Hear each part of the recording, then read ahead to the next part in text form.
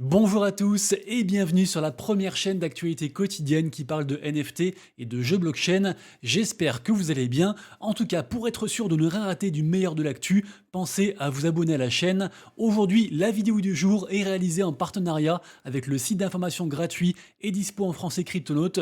Vous le savez, c'est un site dit tout en un avec de l'actu tous les jours sur les cryptos, les NFT, la finance tradi aussi. Il y a des comparatifs, des guides, des vidéos, des articles plus de fond, des découvertes de projets, ICO, Memecoin, projets sérieux, projets moins sérieux, bref, c'est vraiment un tout en un comme je disais. Vous aurez tous les liens en description et merci beaucoup à Cryptonautes de soutenir la chaîne.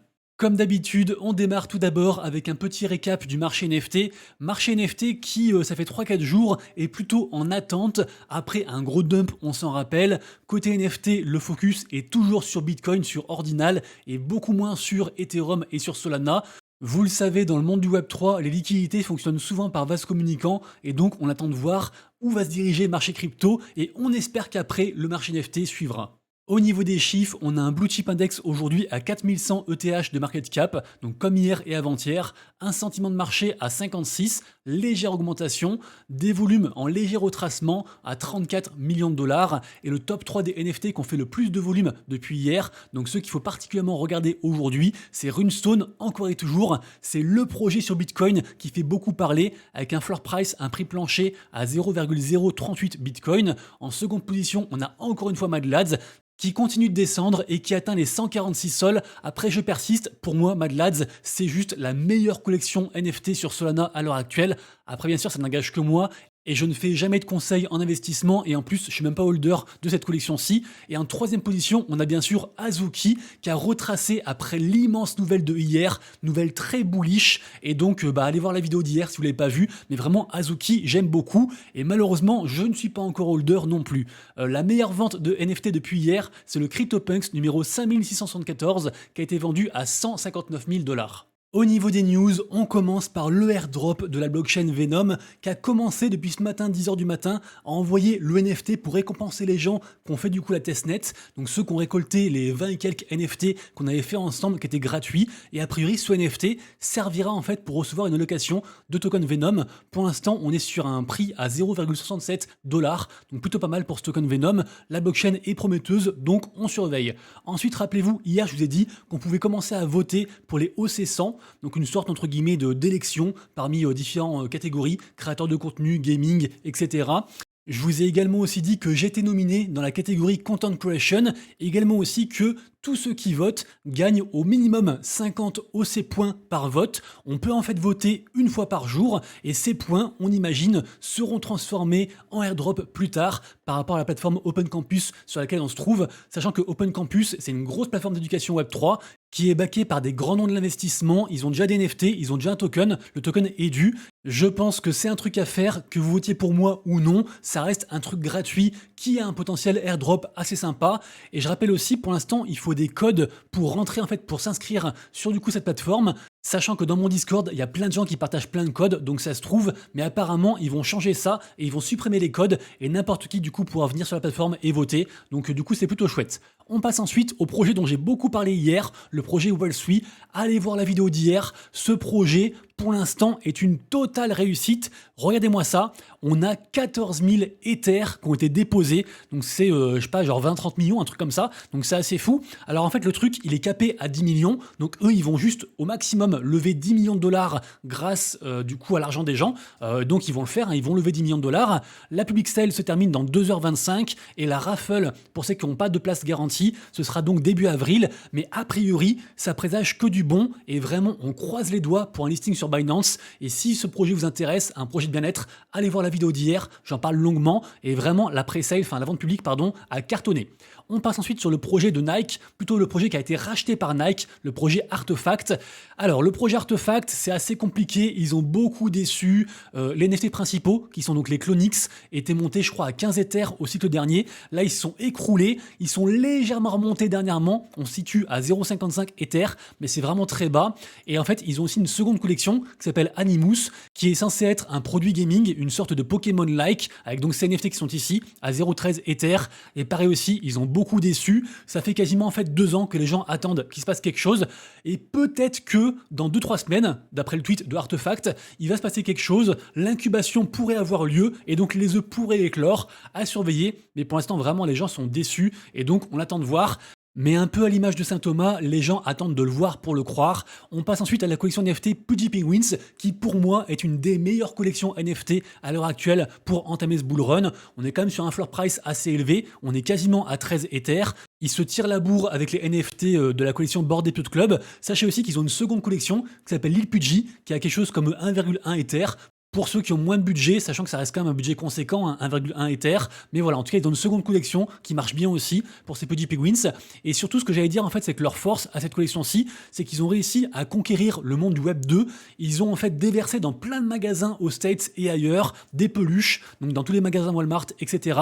Vraiment, ça cartonne. Et ils sont aussi très forts sur les réseaux sociaux. Vraiment, leur IP de pingouin, en fait, est très largement diffusé. Sachant qu'il y a aussi un lien entre les gens qui achètent les toys Pudgy Penguins, en fait ils peuvent les relier s'ils veulent à un monde digital. Le monde s'appelle du coup Pudgy World et donc en plus ça les unboard vers le Web 3 s'ils le souhaitent. Donc vraiment trop cool.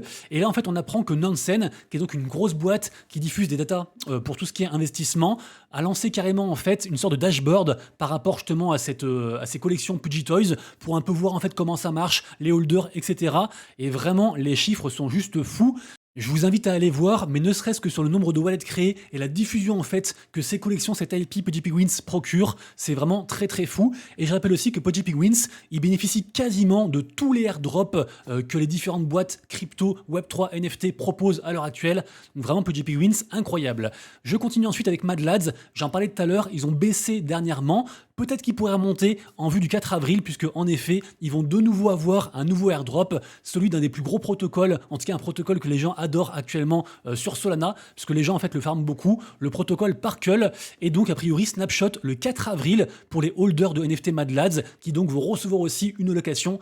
Et puisqu'on parle de ce phénomène, le hold to airdrop, le fait de détenir un NFT et en fait de recevoir comme ça des airdrops sans demander quoi que ce soit à la base de différents projets, cette tendance est assez folle. Et bah de nouveau aussi, on a un nouveau projet qui s'appelle Plot.Finance, qui est ici, qui commence d'ailleurs à faire beaucoup de pubs grâce à ces airdrops. Évidemment, ils sont pas idiots, hein, s'ils font des airdrops, c'est aussi pour capter une partie de l'audience des différents projets. Donc ça en fait c'est un projet gaming qui mélange donc le monde de l'investissement, le gaming, les rendements, etc.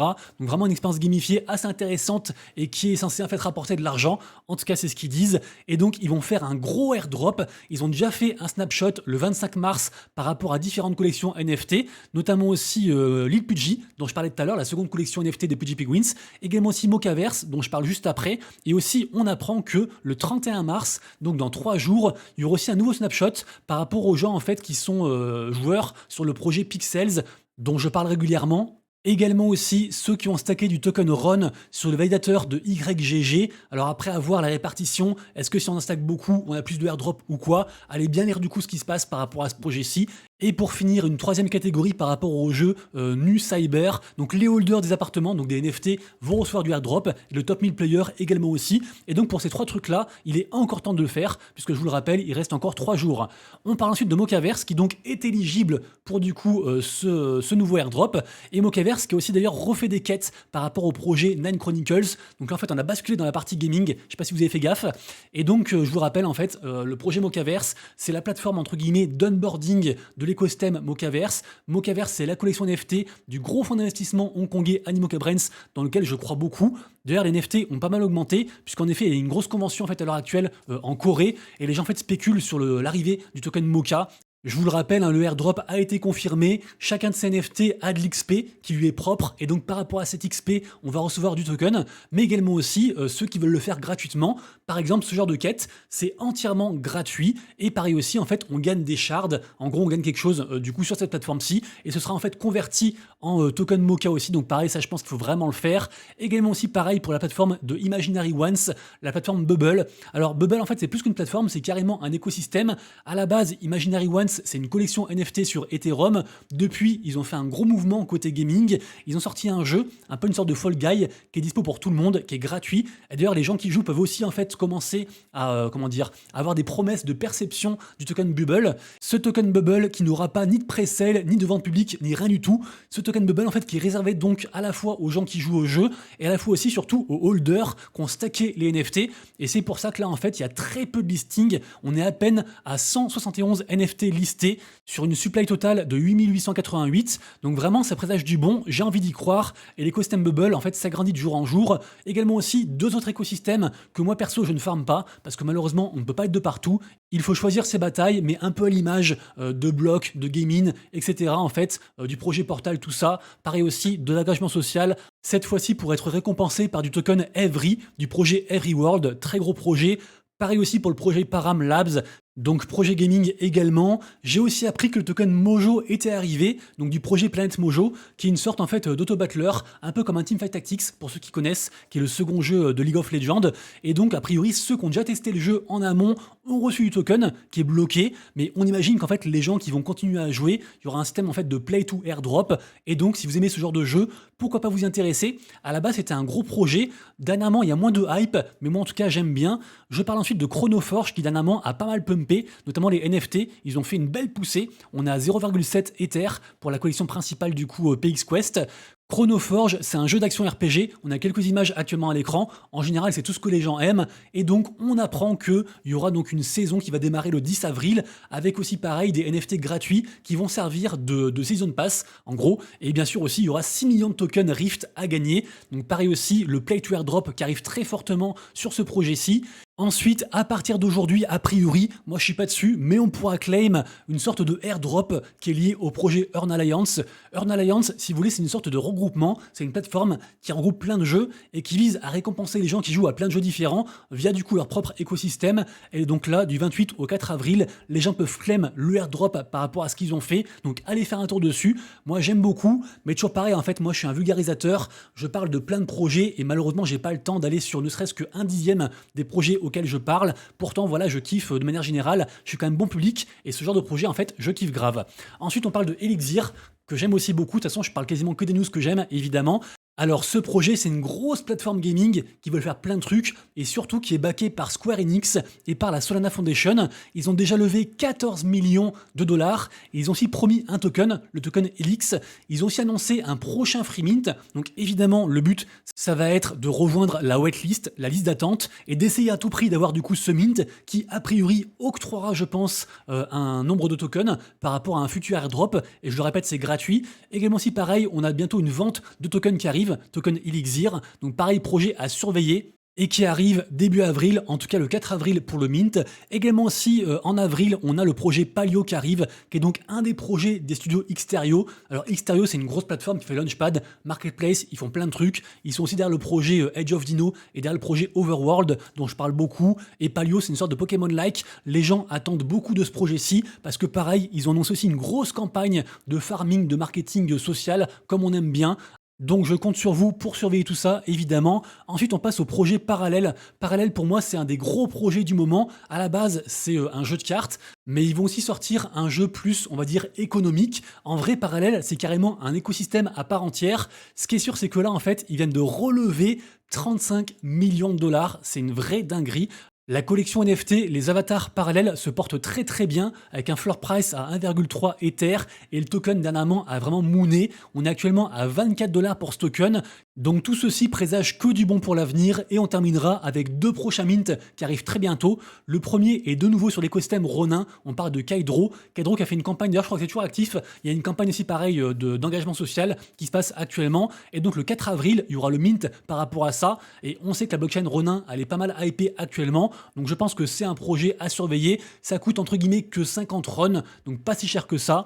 Et autre projet, cette fois-ci quand même de beaucoup plus grande envergure, ça fait je crois quasiment 2 ans qu'il build, c'est un gros métaverse gamifié, s'appelle Today, c'est déjà testable pour ceux que ça intéresse, et donc ils ont annoncé un free mint pour le 9 avril, c'est très hypé, il est encore temps mais difficile de choper une whitelist pour minter ce NFT, donc à vous de jouer. J'espère que vous avez apprécié les infos du jour. Si c'est le cas, pensez à mettre un petit pouce en l'air, voire un commentaire. Et nous donc, on se retrouve dès demain pour une prochaine vidéo. Et d'ici là, bien sûr, prenez soin de vous, de vos proches et de vos wallets. C'était Monsieur Rabbit, des bisous, ciao.